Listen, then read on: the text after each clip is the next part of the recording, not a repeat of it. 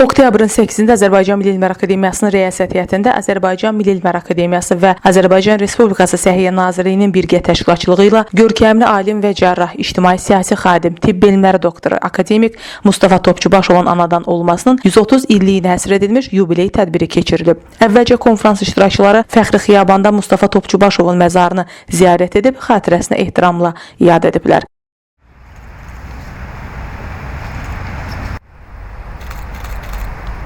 Daha sonra Azərbaycan Milli Elmlər Akademiyasının rəyasət heyətinin binasında akademik Mustafa Topçubaşovun həyat və fəaliyyətini əks etdirən rəsm əsərlərindən ibarət sərgiyə baxış keçirilib.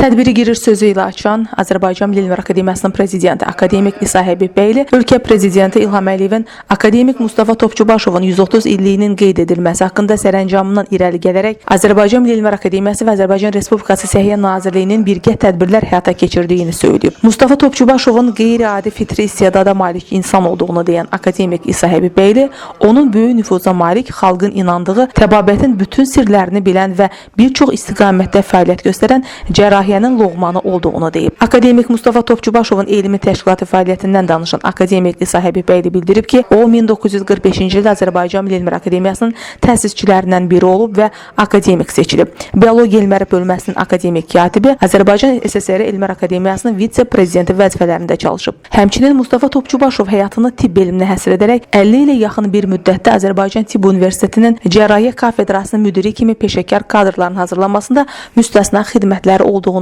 diqqətə çatdırıb. Tədbirdə çıxış edən Azərbaycan Respublikası Səhiyyə Naziri Teymur Musayev qeyd edib ki, akademik Mustafa Topçubaşov təkcə öz dövrünün deyil, Azərbaycan səhiyyə və tibb elminin tarixində adı əbədi həkk olunmuş alimdir. Sonra çıxış edən Azərbaycan Respublikası Milli Məclisinin Səhiyyə Komitəsinin sədri akademik Əhliman Əmiraslanov qeyd edib ki, Azərbaycan xalqını dünyada tanıdan, şöhrət gətirən insanların yubileylərinin keçirilməsi gözəl ənənəyə çevrilib və bu ənənənin əsasını Ulu Öndər Heydər Əliyev qoyub və Prezident İlham Əliyev tərəfindən uğurla davam etdirilir. Prezident İlham Əliyevin sərəncamı ilə Mustafa Topçubaşovun 130 illik yubileyinin dövlət səviyyəsinə qeyd olunduğunu deyən Əhliman Əmiraslanov bildirib ki, alimin həyatına nəzər saldıqda ilk olaraq ilk dəfə sözlərinin onunla xarakterizə edildiyinin şahidi oluruq. Onun geniş və çox şaxəli fəaliyyətində İrəvan mühitinin böyük rol olduğunu deyən Əhliman Əmiraslanov, İrəvan Kişi Gimnaziyasının bir çox tanınmış xadimlərimizi Əziz Əliyev, Heydər Hüseynov, Əhməd Rəcəbov, Səid Rüstəmov, Həsən Seyidov və başqalarını yetişdirdiyini bildirib. Daha sonra Azərbaycan Milli Elmlər Akademiyasının vitse-prezidenti akademik İradə Hüseynova akademik Mustafa Topçubaşovun elmi və elmi təşkilatı fəaliyyəti haqqında məruzə ilə çıxış edib. Akademik İradə Hüseynova həmçinin alimin böyük vətən müharibəsi və ondan sonraki illərdə, eləcə də Azərbaycan Elmlər Akademiyasında elmi pedaqoji və kadr hazırlığında və ictimai-siyasi fəaliyyətində tarixi xidmətlərindən danışıb. Tədbirdə həmçinin Azərbaycan Tibb Universitetinin rektoru professor Gəray Gəraybəyli, Qərbi Azərbaycan İcması İdarə Heyətinin sədri millət vəkili Əziz Ələkbərli və Azərbaycan Tibb Universitetinin akademik